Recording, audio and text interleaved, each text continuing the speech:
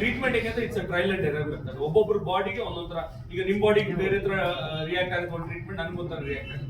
ಈಗ ಅವ್ರಿಗೂ ಗೊತ್ತಿಲ್ಲ ದರ್ಶನ್ ಬಾಡಿ ಹೆಂಗ್ ರಿಯಾಕ್ಟ್ ಆಗುತ್ತೆ. ಬಟ್ ಈಗ ಫಿಸಿಯೋಥೆರಪಿ ಮಾಡ್ತಾರೆ ಅಂಡ್ ಅದು ರಿಕವರಿ ತೋರಿಸ್ತಾ ಇದೆ ದರ್ಶನ್. ಬಟ್ ಹೌದು, ದರ್ಶನ್ಗಾಗಿರೋ L4 L5 ಅದು ಒಂದಷ್ಟು ಮಿಲಿಮೀಟರ್ ಜರುಗಿದೆ. ಅದನ್ನ ಕಂಪ್ಲೀಟ್ ಫೈನಲ್ ಸೊಲ್ಯೂಷನ್ ಅದನ್ನ ಆಪರೇಷನ್ ಮಾಡ್ಲೇಬೇಕು. ಅಂದ್ರೆ ಅದಕ್ಕೊಂದು ಸಪೋರ್ಟ್ ಕೊಟ್ಟು ಆ ಜಾಗದಲ್ಲಿ ಕೂರಿಸ್ಬೇಕು. ಹಂಗ್ ಕೂರಿಸಿದ್ರೆ ಅದು ಫೈನಲ್ ಅದೇನೆ, ಆಪರೇಷನ್ ಮಾಡ್ಲೇಬೇಕು. ಬಟ್ ಫಿಸಿಯೋಥೆರಪಿಲಿ ಹೌದು ಅದರಿಂದ ಆಗೋ ಇಂಜುರಿಗಳು ಎಲ್ಲೋ ಅದರಿಂದ ಆಗೋ ನೋವುನ ಸ್ವಲ್ಪ ಕಮ್ಮಿ ಮಾಡ್ಕೊಂಡು ಹೋಗ್ತಾರೆ. ಈಗ ಅವ್ರು ಕಮ್ಮಿನೂ ಆಗಿದೆ. ಶೂಟಿಂಗ್ ಟೈಮಲ್ಲಿ L4 L5 ಪ್ರಾಬ್ಲಮ್ ಶುರು ಆಯ್ತು. ಬಟ್ ಈ ಮಟ್ಟಿಗೆ ಆಗಿರ್ಲಿಲ್ಲ. ಬಟ್ ಅದು ಪ್ರಾಬ್ಲಮ್ ಇತ್ತು, ಅದು ಹಂಗೆ ಆಗ್ತಾ ಇತ್ತು. ಆಮೇಲೆ ಫಿಸಿಯೋಥೆರಪಿ, ಎಕ್ಸಸೈಸ್ ಅದು ಇದು ಮಾಡ್ಕೊಂಡು ಅದರಿಂದ ಇದ್ದಿತ್ತು. ಅಂಡ್ ಅದಾದ್ಮೇಲೆ ಸಾರಥಿಯಾಗಿ ಎಷ್ಟು ಬೃಂದಾವನ ಒಂದು 4-5 ಇಯರ್ಸ್ ಆದ್ಮೇಲೆ ಬಂದಿದ್ದು. ಅದ್ರಲ್ಲೂ ಐಸ್ಲ್ಯಾಂಡ್ ಅಲ್ಲಿ ಕುದುರೆ ಹೊಡ್ಸ್ಬೇಕಾದ್ರೆ ಬಿದ್ದಾಗ ತಿರ್ಗಾ ಅದು ಟ್ರಿಗರ್ ಆಯ್ತು ಆ ಪೇನ್. ಈಗ ತಿರ್ಗಾ BJS ಬಂದು ಅಲ್ಲಿ ಒಂದಷ್ಟು ದಿನ ಅಡ್ಮಿಟ್ ಆಗಿ ಅದ್ರ ಟ್ರೀಟ್ಮೆಂಟ್ ಎಲ್ಲ ನಡೀತು.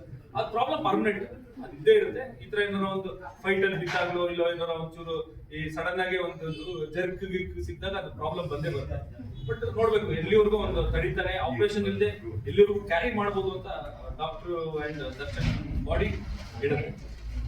ಯಾವಾಗ ಹೋಗ್ತಾರೆ ಅನ್ನೋದ್ರ ಬಗ್ಗೆ ನನಗೆ ಐಡಿಯಾ ಇಲ್ಲ. ಯಾಕಂದ್ರೆ ಅದು Darshan body and Darshan decide ಮಾಡ್ಬೇಕು. ಅಂಡ್ ಈಗ ಅದೇ ಪ್ರಯಾರಿಟಿ ಅವ್ರದ್ದು ಡೆವಿಲ್ಲೇ ಇರೋದು. ಯಾಕಂದ್ರೆ ಒಂದು 40% ಶೂಟಿಂಗ್ ಆಗಿದೆ, ನೆಕ್ಸ್ಟ್ ಎಲ್ಲ ಫಿನಿಶ್ ಮಾಡಬೇಕು. ಸೊ ಡೈರೆಕ್ಟರ್ ಪ್ರಕಾಶ್ ಅವರು ಮತ್ತೆ ದರ್ಶನ್ ಅವರು ಬಾಡಿ ಡಿಸೈಡ್ ಮಾಡುತ್ತೆ ಯಾವಾಗಿಂದ ಶೂಟಿಂಗ್ ಸ್ಟಾರ್ಟ್ ಮಾಡಬೇಕು ಅಂತ. ಅಂಡ್ ಅದೇ ಪ್ರಕಾಶ್ ಅವ್ರದ್ದು ಡೆವಿಲ್ ಆದ್ಮೇಲೆ ಇನ್ನೊಂದು ಆಂಧ್ರ ಪ್ರೊಡ್ಯೂಸರ್ದು ಒಂದು ಸಿನಿಮಾ ಇದೆ. ಅದೆಲ್ಲ ಆದ್ಮೇಲಿಂದ ಮಾಡೋಣ ಅಂತ ನಂಗೆ ಇದೆ. ಸೊ ಇವೆರಡು ಮುಗಿಯೋಕೆ 25 ಆಗುತ್ತೆ ಅಂತ ಅನ್ಸುತ್ತೆ. 26 ಅಲ್ಲಿ ಮೋಸ್ಟ್ಲಿ ದರ್ಶನ್ ಸಿನಿಮಾ ಮಾಡ್ತೀನಿ.